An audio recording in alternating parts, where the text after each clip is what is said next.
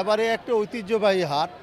আপনারা জানেন শুধু হাটের ঐতিহ্যবাহী নয়, এটা আমাদের শহর কেন্দ্রিক নাটোর শহরের একটা ঐতিহ্যকে কাভার করে। কারণ আমরা ছোটোবেলা থেকেই দেখে এসেছি আমাদের বাপ এবং দাদা সে আমল থেকেই তারা অন্তত তেবাড়িয়া হাট থেকে গরু ছাগল মহিষ কিনে কিন্তু তারা কুরবানি দিয়েছে। তাই এই নাটোর সদর কেন্দ্রিক যারা আছে তারা বিশেষ করে যারা কুরবানি দেয় তারা খুব স্বাচ্ছন্দ্য বোধ করে তেবাড়িয়া হাট থেকে গরু কিনে কুরবানি দেওয়ার জন্য। এটা যেমন ঐতিহ্যবাহী হাট তেমন এই ঐতিহ্যটাও ক্যারি করে। তাই এবং আমরা আমাদের এই হাটে সকাল থেকেই আমাদের গরু আমদানি শুরু হয়েছে। এখন অ্যাটলিস্ট 12টা বাজে, আমাদের 1টা পর্যন্ত আমদানি চলবে। যারা গরু বেচার জন্য এসছে বিশেষ করে বিক্রেতা, তাদের একটি মানে তারা গাড়ি নিয়ে গাড়ির সারি আপনারা দেখতে পাচ্ছেন যে শয়ে শয়ে গাড়ি আসছে এবং গরু নামাচ্ছে।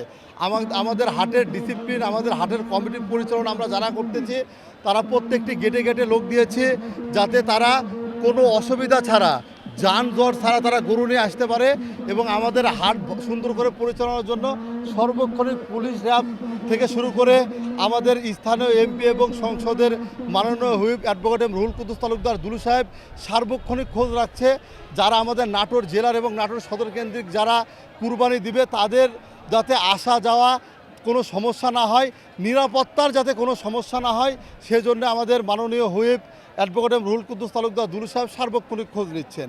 এবং পাশাপাশি আমাদের প্রশাসন সবসময় আমাদের হাট কমিটির পাশে থেকে হাটে যাতে কোনো বিশৃঙ্খল পরিবেশ তৈরি না হয় এবং কোনো প্রকার জাল নোটের ব্যবহার যাতে না হয় সেই দিকে লক্ষ্য রাখছে এবং জাল নোট শনাক্তের জন্য মেশিন আছে।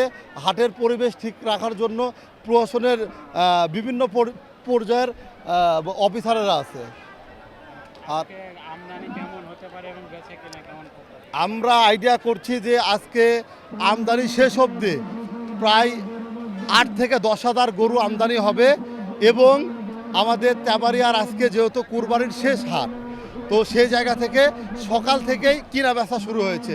ইনশাল্লাহ আমরা যারা হাট পরিচালনা করছি আমরা সন্তুষ্ট এই কিনা বেচাতে। আর যত সময় যাবে অর্থাৎ দুপুরের পরে কিনা বেচা এত বেশি বাড়বে। আর আসলে আমদানি মেনলি 1টা পর্যন্ত আমদানি হয় আর 1টার পর থেকে বেচা কেনা শুরু হয়। ইনশাল্লাহ আমাদের বেচা কেনা সকাল থেকে শুরু হয়েছে, সময় বাড়ার সঙ্গে সঙ্গে আমাদের বেচা কেনাও বাড়বে ইনশাল্লাহ। ধন্যবাদ সবাই।